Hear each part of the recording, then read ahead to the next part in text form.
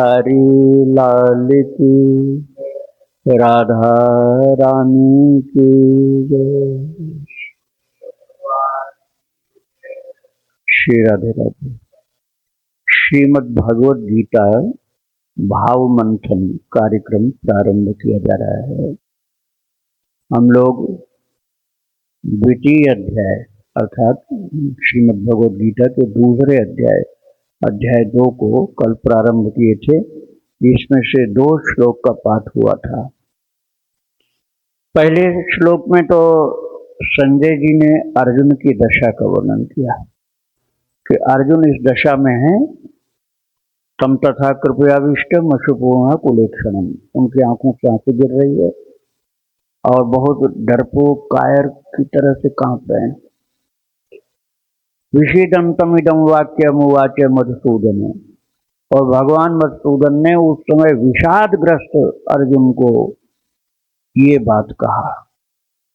और विषादग्रस्त अर्जुन की स्थिति का वर्णन प्रथम अध्याय में करने के समापन में विषाद को योग बताया गया है। विषाद योग, अर्जुन विषाद योग। तो भगवान ने क्या कहा उस पर कल चर्चा हुई थी। कुतस्वा कसमलमिदं विस्मय समुपस्थितम अनार्य दुष्टमस्वर्गमकीर्तिकर्मर्जुन, अर्थात ये समय में तुमको ये कहाँ से इतनी कायरता उत्पन्न हो गई। विषमय समुपस्थित, विषम काल में ऐसी स्थिति तुम्हारी कैसे हो गई। अनार्यम, अनार्य की स्थिति है, आर्य की नहीं, अर्थात सत्पुरुषों की स्थिति नहीं है, असत पुरुषों की स्थिति है। अस्वर्ग, उत्तम लोक प्रदान करने वाले नहीं है, अधोलोक को ले जाने वाली है। अकीर्ति कर्म अर्जुन, और अर्जुन ये कीर्ति प्राप्त करने वाली स्थिति नहीं, कीर्ति का नाश करने वाली स्थिति तुम्हारी हो गई है। ये भगवान ने दूसरे श्लोक में कहा था। अब हम तीसरे श्लोक का पाठ करने जा रहे हैं। गीता जी के दूसरे अध्याय का तीसरा श्लोक आप लोग निकालिए, हाथ में पुस्तक ले लीजिए। पाठ आपको मेरे पीछे करना होगा। क्लैब्यम मास्म गमः पार्थ नैतत्त्वयुपपद्यते क्षुद्रम हृदय दौर्बल्यम त्यक्तोत्तिष्ठ परन्तप। क्लैब्यम मास्म गमः पार्थ नैतत्त्वयुपपद्यते क्षुद्रम हृदय दौर्बल्यम त्यक्तोत्तिष्ठ परन्तप। भगवान ने अभी आत्मज्ञान की चर्चा नहीं की है, 11वें श्लोक से करेंगे अशोच्यानन से। अभी भगवान उनको एक योद्धा की तरह से संबोधित कर रहे हैं। जैसे कोई हारा हुआ योद्धा हो, हिम्मत छोड़ा हुआ डरपोक योद्धा हो, तो उसको कोई समझदार व्यक्ति सचेत करे कि देखो सचेत हो जाओ। गुरु वाली बात नहीं, जैसे मित्र वाली बात बोल रहे हैं, मित्र वाली भाषा में बोल रहे हैं कि तुमको ये क्या हो गया है, ठीक से हो जाओ, युद्ध करने के लिए तैयार हो जाओ। तो भगवान ने यहाँ 2 संबोधन प्रयोग किया इस श्लोक में। एक तो पार्थ, क्लैब्यम मास्म गमः पार्थ। पार्थ शब्द का अर्थ होता है पृथा पुत्र अर्जुन। पृथा नाम था कुंती माता का। एक तो पार्थ का तात्पर्य तुम कुंती माता के बेटे हो, जिसने सारे जीवन संघर्ष किया और हिमालय पर रही, तपोभूमि में रही, राज्य से दूर रही, तब भी बच्चों को पाला पोसा, उनकी विद्या उनको कराई और उनको योग्यता दिलवाई। ऐसी धैर्यशीला, तपस्विनी और संघर्षरता महान भक्ता माता, विदुषी माता कुंती के पुत्र हो तुम, इसलिए तुम्हारा नाम पार्थ मैंने कहा। पृथा पुत्र अर्जुन, कहीं कहीं कौन्तेय कहते हैं प्रभु, कहीं पार्थ कहते हैं। तो अब क्या शब्द प्रयोग किया है? अब एक तो यह, दूसरा संबोधन है श्लोक के अंत में, परंतप क्षुद्र हृदय दौर्बल्यम त्यक्तोत्तिष्ठ परंतप। परंतप भी अर्जुन का ही नाम है। परंतप का अर्थ होता है जो तप करने में परम हो, महान हो, श्रेष्ठ हो। अर्थात तुम तो बड़े तपस्वी हो। तपस्वी जो होता है वो बहुत गुणों से युक्त होता है। जंगल में, एकांत में, पहाड़ पर निर्भय, साहसी और संयमी होकर के अपने एक कठोर तप में लगा हुआ होता है, वो तपस्वी होता है। तुम तपस्वी रह चुके हो पहले। तपस्वी कब थे? जब उनको दिव्यास्त्र प्राप्त करने के लिए भगवान ने भेजा था कि तुमको जो ये वनवास मिला है इसमें तप करना है। और 1 साल का जो अज्ञातवास था उसी में उनको विशेष रूप से तप करने की आज्ञा दी गई थी। तो महाराज तप करते करते वो वन में भगवान शिव का दर्शन प्राप्त किए, पाशुपतास्त्र प्राप्त किए। उसके बाद भगवान ने कहा अभी तुमको इंद्र से भी दिव्यास्त्र प्राप्त करने हैं। स्वर्ग में भी गए, भगवान कृष्ण ने शक्ति दी उनको, और प्रभु की शक्ति प्राप्त करके इसी देह से स्वर्ग में गए। और एक तरह से इंद्र के ही पुत्र थे। इंद्र का आवाहन किया गया था और पुत्र के रूप में इनका जन्म हुआ था। महाभारत में बहुत बड़ी कथा है ये। तो इंद्र बहुत प्रसन्न हुए। इंद्र ने दिव्यास्त्र प्रदान किए और वहां एक विशेष भवन में उनको ठहराया गया। फिर वहां पर उर्वशी का आगमन हुआ है। अच्छा, जब उर्वशी नाच रही थी वहां दरबार में, तो अर्जुन उसको इस दृष्टि से देख रहे थे कि ये माता वही है जिसके द्वारा मेरा वंश उत्पन्न हुआ। चंद्रवंश का विस्तार जिनके द्वारा हुआ वो राजा पुरूरवा थे। पुरूरवा का उर्वशी के साथ विवाह हुआ था और बच्चों को जन्म दे करके फिर स्वर्ग को चली गई थी। इस भाव से देख रहे कि उसी पुरूरवा वंश का मैं हूं, तो मेरे दादा परदादा की दादी परदादी हैं ये, और इतना बढ़िया नाच रही थी। इनके तो शरीर में कोई अवस्था का प्रभाव ही नहीं। तो देख देख करके थोड़ा सा आनंद आ रहा था, इसलिए मुस्कुरा भी रहे थे। किंतु उर्वशी अप्सरा भगवान के देह से, भगवान की जंघा से पैदा हुई, इसलिए उसमें सब अप्सराओं से ज्यादा दिव्यताएं। किंतु उर्वशी जब रात्रि में आई है अकेले में और अर्जुन को जगाया है, तो अर्जुन क्यों पड़े? तो उर्वशी ने अभिसार का प्रस्ताव किया। अर्जुन तुरंत चरण पकड़ लिए। एकांत में अर्जुन का जो तप बल था, संयम था, महानता थी, उसके अनुरूप ही कार्य किया। उन्होंने झट से बिस्तर से उतर करके चरण पकड़ लिया। उर्वशी ने कहा आप तो हंस रहे थे वहां मुझे देख देख करके, अब क्या हो गया? अब मुझे, मैं आई हूं तो मुझे अप्सरा की तरफ से मेरे साथ व्यवहार करो। बोले नहीं, मैं इसलिए हंस रहा था कि मेरे पूर्वजों की भी मां है आप, तो मेरे लिए तो आप यथा कुंती च माद्री च शची चैव ममानघे, जैसे मेरे लिए शची माता हैं, अर्थात इंद्र की धर्म पत्नी। इंद्र मेरे पिता हैं, उनकी पत्नी जैसे हैं हमारी माँ है। और जैसे कुंती हमारी माता है, जैसे पांडव की दूसरी पत्नी थी माद्री, जैसे कौरवों की तो गांधारी थी। माद्री दूसरी माता थी जिनसे 2 बच्चे हुए थे, एक माता कुंती, एक माता माद्री, दोनों के संतान हुए थे जंगल में देवताओं के। तो जैसे माद्री, जैसे कुंती, जैसे शची, यथा कुंती च माद्री च शची चैव ममानघे तथा त्वम वंश जननी त्वम ही मेद्य गरीयसी।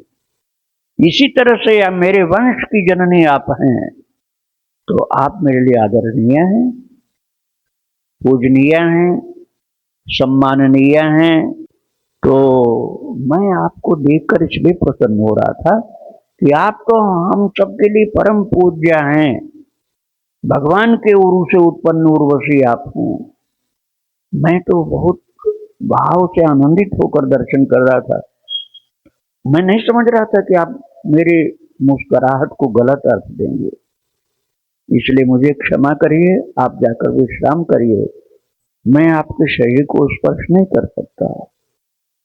तो उस समय उर्वशी को लगा कि मेरा तिरस्कार हुआ, तो उर्वशी के अंदर देव शक्ति थी और उर्वशी ने श्राप दे दिया, जाओ नपुंसक हो जाओ, हिजड़ा।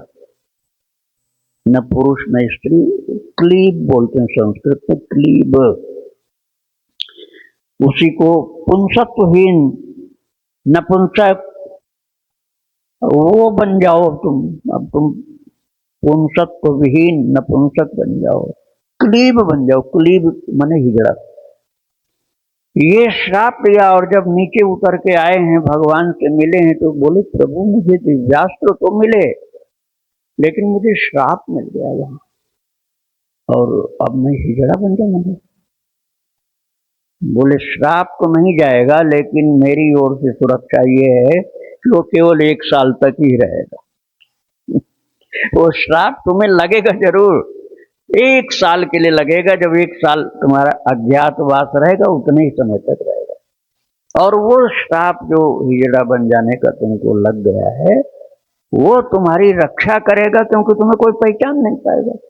रंग रूप आवाज चाल भाव, चाल चलन, हाव भाव और दृष्टिपात कटाक्ष और ताली बजाना और नाचना थिरकना तुम्हारा ऐसा हो जाएगा, चेहरा ऐसा बदल जाएगा, कोई नहीं पहचान सकता तुमको। इसलिए साल भर तुम सुरक्षित कहीं भी घूम सकते हो, तो तुम्हारे लिए वो वरदान हो जाएगा। हाँ, उस समय तुम्हारे अंदर स्त्री स्वभाव रहेगा, लड़ाई झगड़ा मत करना उस समय। और महाराज वैसी स्थिति में भी उन्होंने राजा विराट के यहाँ जो कौरवों ने आक्रमण किया था, तो सबको परास्त कर दिया। हिजड़ा का ही रूप था उसमें, वो बृहन्नला नाम था, अर्जुन की जगह बृहन्नला नाम था, और सबको परास्त कर दिया उस समय भगवान की कृपा से। और वो अब वो श्राप से मुक्त हो गए, क्योंकि वो समय भी समाप्त हो गया 1 वर्ष का, श्राप से मुक्त हो गए। और अब भगवान क्या बोल रहे हैं, 3रा श्लोक, क्लैब्यम मास्मगमः पार्थ। क्लीब माने नपुंसक। अब तुम नपुंसक नहीं हो। भगवान ने याद कराया पिछली घटना कि अभी थोड़े दिन पहले तुम जो नाचते कूदते गाते थे, वो क्लीब अब नहीं हो, वो हिजड़े नहीं हो, नपुंसक नहीं हो, और ऐसे कर रहे हो जैसे तुम वास्तव में भो गए हो। हथियार देखकर डरते हो, कांपते हो। क्लैब्यम, क्लैब मतलब नपुंसकता, हिजड़ापन, अर्थात तुम्हारे अंदर इस समय ये कहां से दुर्गुण पैदा हो गया, वो तो श्राप का समय भी खत्म हो गया। क्लैब्यम मास्मगमः पार्थ, तुम प्रथा पुत्र कुंती पुत्र अर्जुन हो, तुम अब वो उर्वशी के श्रापग्रस्त हिजड़ा नहीं हो, वो समय बहुत पहले बीत चुका है। तो तुम्हें क्या हो गया, फिर से तुमको ऐसा लग रहा है पहले जैसा। क्लैब्यम मास्मगमः पार्थ नैतत्त्वयि उपपद्यते, न एतत्त्वयि उपपद्यते, ये तुम्हारे लिए शोभा नहीं देता है। न एतत्त्वयि उपपद्यते, तुमको ये शोभा नहीं देता है जो तुम इस समय कर रहे हो। ऐसे समझो आप, जैसे कोई बहुत बड़ा अपने को विद्वान बताता हो, बहुत बड़ा, और उससे छोटी सी बोलने की अशुद्धियां हो रही हैं, तो पढ़ा लिखा आदमी कहे वैसे तो बड़े भारी तुम विद्यावाचस्पति ज्ञानी विद्वान बनते हो, और एक वाक्य भी शुद्ध बोल नहीं पाते। अथवा यूं कहिए कि जैसे कोई बड़ा भारी पहलवान बनता था, उससे कहा गया कि आधा किलो को झोला उठा लो, अरे मुझसे नहीं उठेगा, तो ऐसे ही वीर बन रहे थे तो जरा से झोला नहीं उठ रहा है। वही हाल तुम्हारा है। न एतत् त्वयि उपपद्यते, ये तुमको शोभा नहीं देता है जो जैसे तुम दिखलाई पड़ रहे हो इस समय। भगवान ने जैसे उनको उत्साहित करने की कोशिश की कि अब न तुम क्लीब हो, जो क्लीब वाला व्यवहार कर रहे हो, क्लैब्यम मास्मगम पार्थ, प्रथा पुत्र हो, कुंती पुत्र हो, और हिजड़े की तरह से ऐसे डरपोक बन रहे हो जैसे लड़ाई कभी देखा ही नहीं तुमने। भगवान का संकेत था कि जब तुम वास्तव में क्लीब थे तब तो एक महायुद्ध जीत करके आए हो, और आज तुम क्लीब नहीं हो तो अभी तुम युद्ध देख कर डर रहे हो। क्लैब्यमास्मगम पार्थ नैतत्त्वयि उपपद्यते, न एतत् त्वयि उपपद्यते, ये तुम्हारे लिए उपयुक्त ही नहीं है।